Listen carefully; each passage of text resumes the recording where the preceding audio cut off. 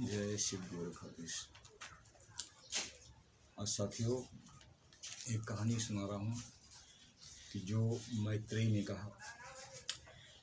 एक बार याज्ञवल्क्य ने विचार किया कि मैं 50 वर्ष का हो चला हूँ और वै के परंपरा अनुसार अब हमें वानप्रस्थ जीवन यापन करना चाहिए।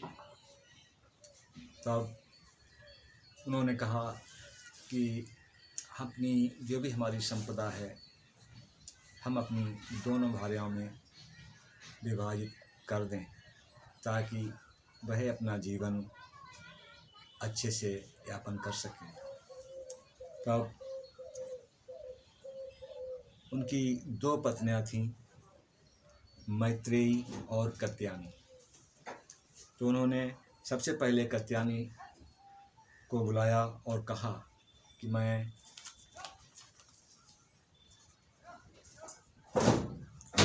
अब वानप्रस्थी हो रहा हूँ।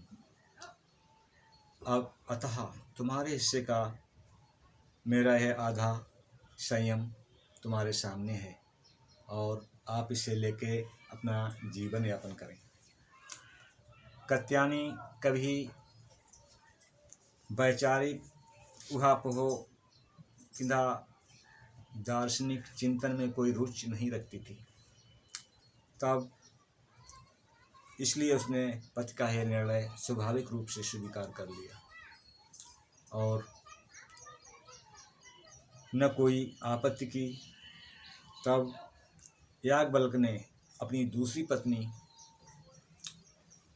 पत्नी मैत्रेयी को बुलाया और कहा कि अब मैं वानप्रस्थी हो रहा हूँ और ये आदि संपदा यह आपकी है और आप इससे अपना जीवन यापन करें। तब इसको लेकर तब मैत्रेयी विदुषी थी, यानी ज्ञानवान थी, तत्व चिंतन में उसे रुचि थी और जीवन का तत्व समझने के लिए की प्रबल जिज्ञासा रही थी। उसे वह पथ की विचार संपदा की निधि मानती थी। तब फिर इतने मात्र से उसे संतोष कैसे, वह पूछ बैठी, परंतु प्रभु यह संपदा तो क्या, मुझे धन मंडता सकल पृथ्वी ही प्राप्त क्यों न हो जाए, तो क्या उससे मैं अमरता हो जाऊंगी? और यदि जरा मरण सुख दुख के बंधन न छूटे तो जीवन में सुख क्या? याज्ञवल्क्य सदैव सत्यवादी ही रहे। उन्होंने 2 टूक उत्तर दिया, नेति नेति। धन संपदा कितनी ही हो उससे आवागमन से मुक्ति नहीं मिलती, न जरा मरण से छुटकारा। हाँ, संसार में जैसे अन्य धनी लोग एक सुख सुविधा का जीवन बिताते हैं उसी प्रकार तुम भी कालयापन कर सकोगी। लेकिन सच तो यह है कि धन तो अमरतत्व का नाशक ही है। तब मैत्रेयी ने धन लेने से इनकार कर दिया और जिससे मैं अमरता नहीं बन सकती उसको लेकर मैं क्या करूँगी। ए ना है न अमरता श्याम किमहितेन कुआर्म। हे प्रभु मुझे तो वह दीजिए जिससे आपका जीवन तेजोदीप्त है,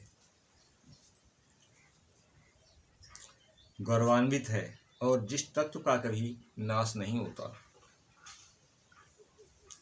वही आत्म तत्व की संपदा प्रदान कीजिए मुझे। और बृहदारण्यक उपनिषद 4-5 साक्षी है कि मैत्रेयी की यह मांग मनीषी पति को उल्लासित कर गई। बचनेश त्रिपाठी।